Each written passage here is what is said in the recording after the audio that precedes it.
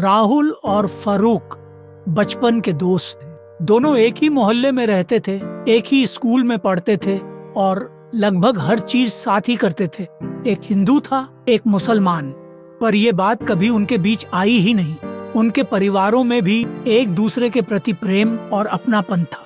अचानक समय के साथ मोहल्ले में एक नई हवा बहने लगी। आसपास कुछ लोग बाहर से आए जो धर्म के नाम पर नफरत फैलाने लगे। धीरे धीरे कई लोग उनकी बातों में आने लगे और मोहल्ले में गलत फहमियां बढ़ने लगी। राहुल और फारूक की दोस्ती को भी कट्टरता की दीवार ने चोट पहुंचाई।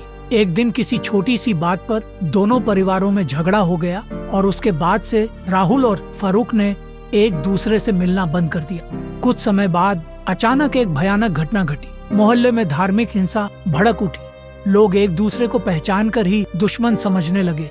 राहुल के घर पर हमला हो गया। परिवार के सदस्य इधर उधर बिखर गए। अचानक एक गली में राहुल को किसी ने पकड़ लिया।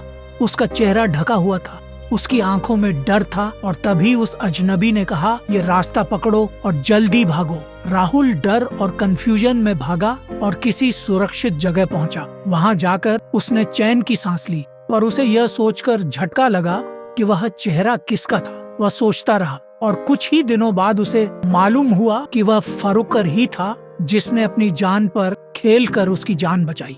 राहुल फारूक से मिलने गया, पर उसे पता चला कि दंगाइयों ने फारूक पर हमला कर दिया था और वह अस्पताल में था। राहुल फूट फूट कर रोया और एक बार फिर फारूक का हाथ थामकर कहा, हमारे बीच जो भी दीवारें थीं, उन्हें माफ कर दो दोस्त, मुझे फिर से अपना दोस्त बना लो।